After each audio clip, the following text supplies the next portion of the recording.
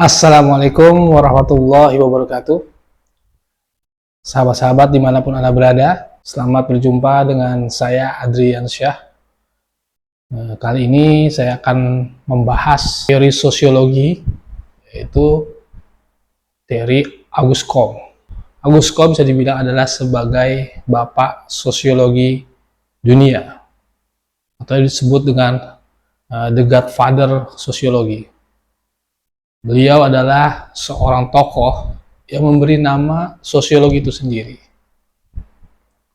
Nah, kali ini saya akan membahas tentang teori-teori dari Auguste Comte dan bagaimana melihat konteks pada perkembangan zaman kita saat ini. Auguste Comte adalah seorang berkebangsaan Prancis. Beliau adalah seorang filosof, ya, hidup di era abad ke-19. Memang banyak sekali intelektual atau para ilmuwan yang fokusnya pada ilmu pengetahuan alam.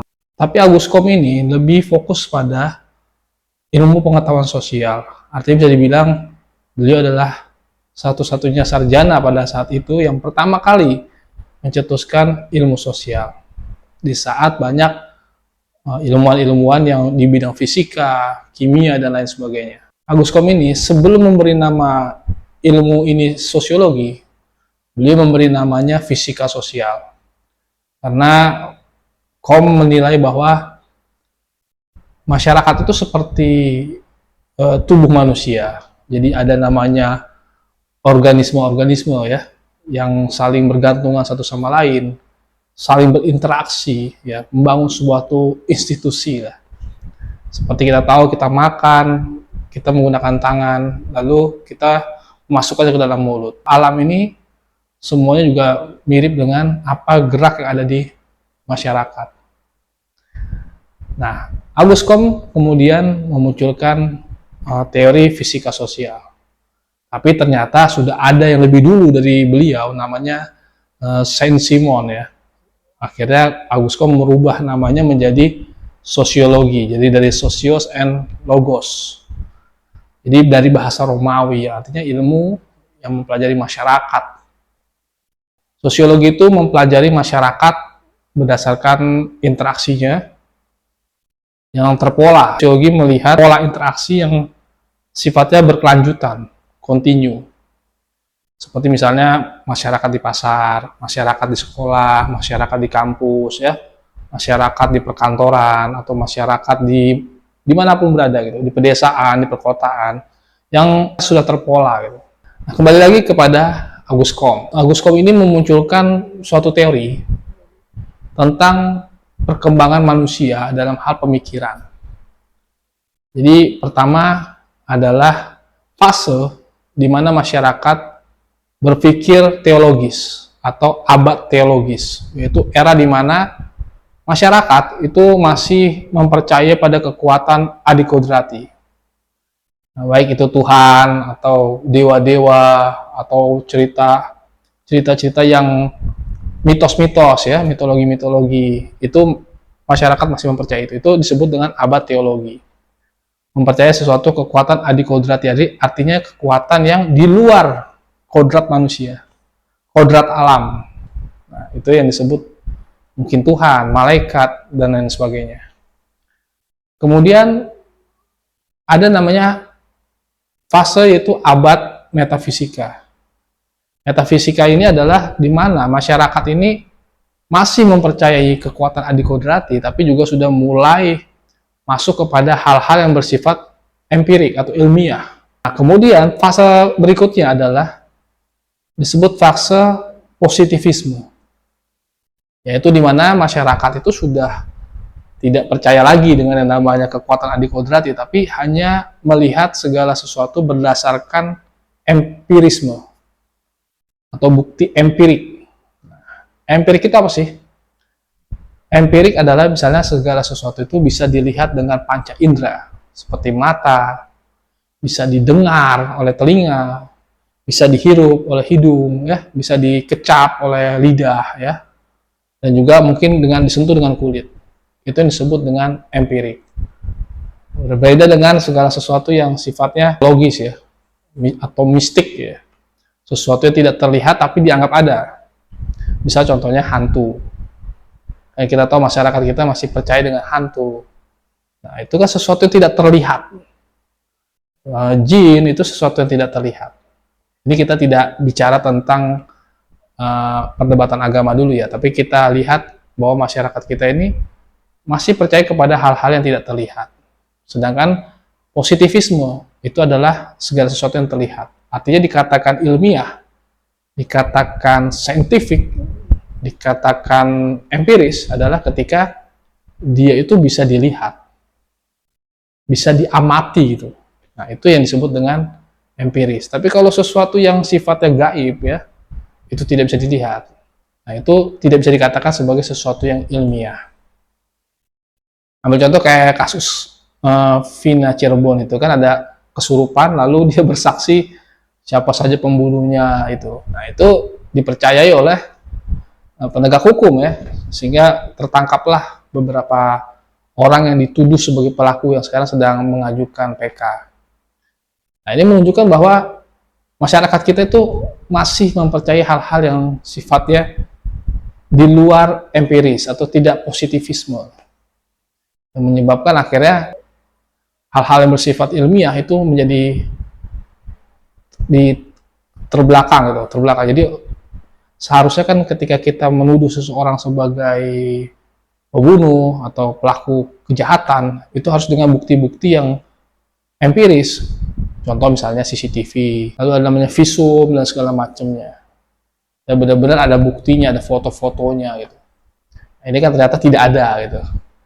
Nah, itu akhirnya muncul kriminalisasi. Nah, ini sebenarnya sosiologi juga bisa dipakai ke ranah kriminologi ya. Jadi kriminologi ini juga bisa memakai ilmu sosiologi karena intinya butuh namanya empirisme. Jadi bukti seseorang sebagai penjahat, seseorang sebagai pelaku kriminal harus ada bukti yang bisa dilihat oleh mata, bisa didengar.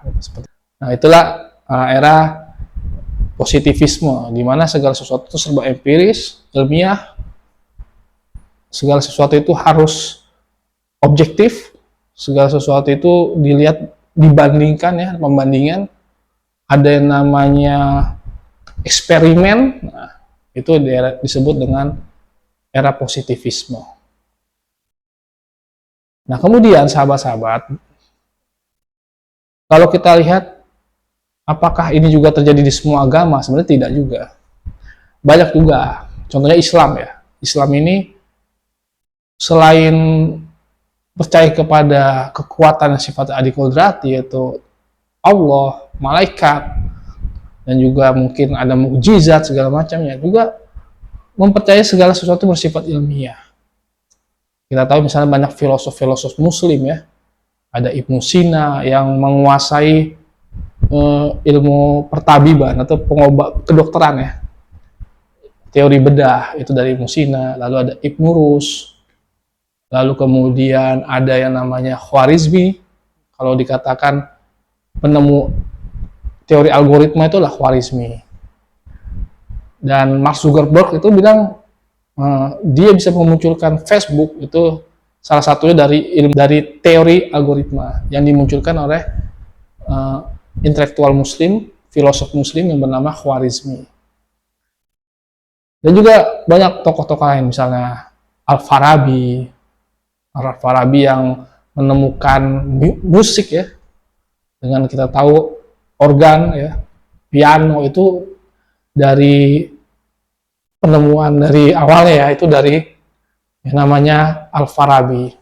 Teori matematika, aljabar ya, itu juga dari seorang muslim. Artinya pengembangan ilmu pengetahuan dari Yunani ya, lalu dikembangkan oleh sarjana-sarjana muslim, dan ketika Cordova runtuh, ilmu pengetahuan diambil oleh bangsa Eropa, sehingga Eropa mengalami abad pencerahan. Bahkan sosiologi ini juga katanya ilmu pengetahuan yang diambil dari seorang ilmuwan muslim ya, yang bernama Ibnu Khaldun. Tapi nanti suatu saat kita bahas Ibnu Khaldun secara khusus ya. Dan kemudian sosiologi juga ilmu yang netral.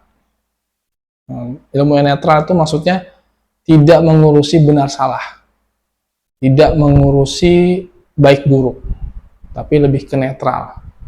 Contohnya misal gini, adalah terjadi peristiwa rawan kriminalitas di suatu daerah. Nah, sosiolog itu tugasnya bukan benar salahnya, tapi melihat apa sih faktor-faktor yang menyebabkan orang itu melakukan tindak kriminal. Apakah faktor kemiskinan, atau faktor pendidikan, atau faktor lingkungan, atau faktor susahnya akses ekonomi di daerah tersebut, atau faktor krisis mungkin. Nah, itu menyebabkan seseorang terdorong untuk berbuat kriminalitas. Seorang sosiolog itu cukup menyajikan datanya, lalu menyerahkan kepada pihak berwajib atau pemerintah untuk membuat kebijakan, kira-kira solusinya ini nih.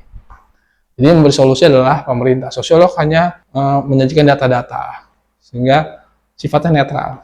Jadi seorang ilmuwan itu tidak boleh mengurusi benar salah, tapi lebih mengurusi yang namanya data-data saja gitu.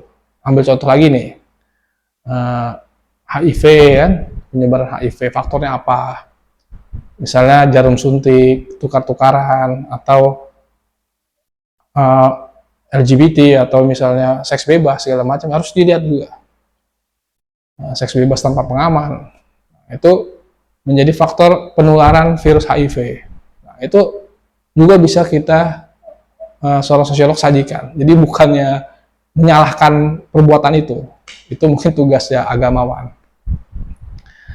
Mungkin itu saja ya, sekedar pemahaman dari teori sosiologi dari Agus Comp. Semoga bermanfaat. Jangan lupa like, share, komen, dan subscribe channel Dialektik TV. Terima kasih. Assalamualaikum warahmatullahi wabarakatuh.